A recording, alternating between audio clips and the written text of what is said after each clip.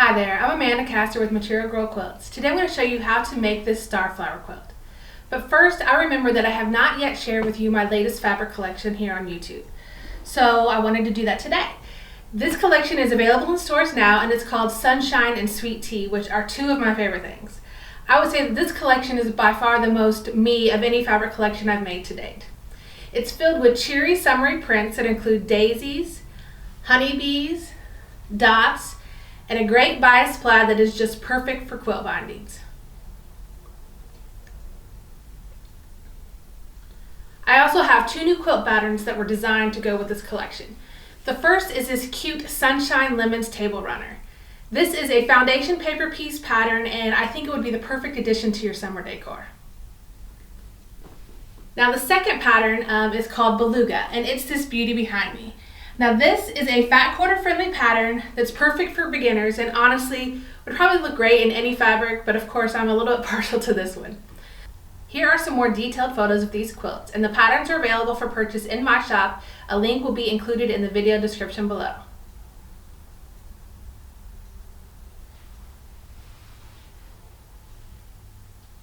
Now I also used Sunshine and Sweet Tea fabric to make this starflower quilt. I think it would be a great wall hanging or even a table topper. And as a reminder, if you are a member of Material Girl Society, you can have access to the PDF pattern for this quilt as well as each quilt pattern as it's released. If you aren't a member, head to my website materialgirlquilts.com and click on the membership at the top navigation bar to learn more. I'm going to show you how to make this today, so let's get started. Okay, so the first thing that we're going to make for this quilt is we're going to create the half square triangles, the yellow and background half square triangles that go here in each of the corners. So to do that, we will need 5-inch yellow square and a 5-inch background square, and we will place those right sides together, and you'll draw a diagonal, a line across the diagonal, and sew 1/4 inch on either side of that line. As you can see that I've done here, I've already sewn these. Then once those are sewn, you will cut directly on the diagonal line to separate those and cut them apart. And then you will press them open towards the yellow fabric. And that will give you 2 half square triangles that you will then trim if necessary to measure 4.5 inches square. So you will start with 4 pairs of yellow and background squares to create a total of 8 half square triangles. Now once those half square triangles are done, we are going to move on to the flying geese. And as you can see here, we have 2 different types of flying geese. We have this one here where there is orange fabric in the center, and then this one where there's background fabric in the center. So we're going to start with this orange in the center one. And I'm going to show you how to do this using the no waste fabric method. So what you'll need is your large orange square and a total of 4 smaller background squares, but we're going to first select 2 of those and place them right sides together on opposite corners of this larger square. And then you will draw a line on the diagonal again,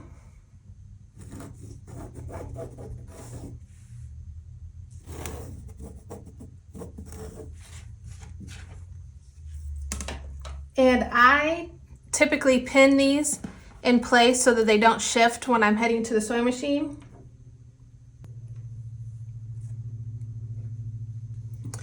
And you will once again sew 1/4 inch on either side of the drawn line.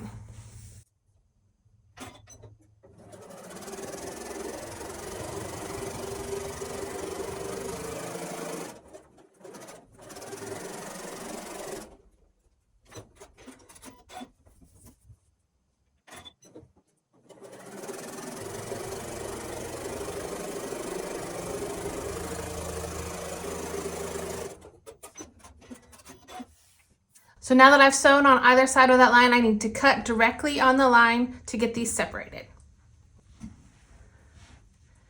Now these have been cut and I've pressed towards the background squares or triangles now that they are at this point. And now they kind of look like heart shapes actually. So now what you will do is select another background square, place it right sides together in the remaining corner, and you will again sew 1/4 inch on either side of the diagonal on this as well.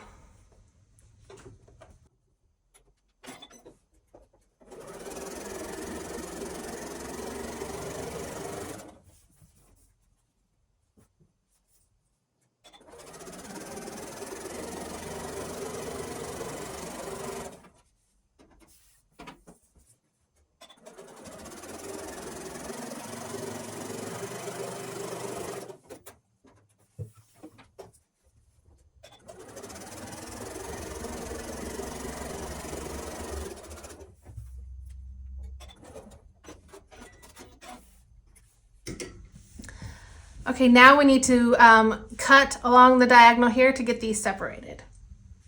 Okay, as you can see, I have cut these and separated them, and now we again press towards the background fabric to create our 4 total flying geese. So now you will just trim these if necessary. Really, what you should only have to do is just snip off these dog ears here, and they will measure 4.5 inches by 8.5 inches. And you'll repeat this process with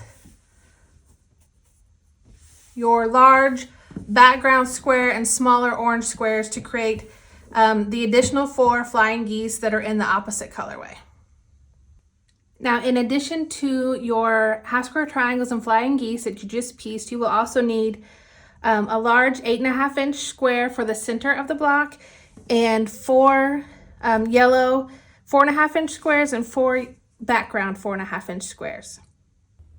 Now you will lay all of these block units out according to the layout diagram shown, and you will sew these into rows and then sew the rows together to complete the quilt top. The finished quilt will measure 24 inches square. This large and striking quilt block is fun to make and can easily get this quilt finished in a day. Or you could of course decide to make multiples of this block to create a larger quilt. I hope you enjoyed this video, and if you did, please make sure you click the like button and subscribe so you don't miss any tutorials going forward.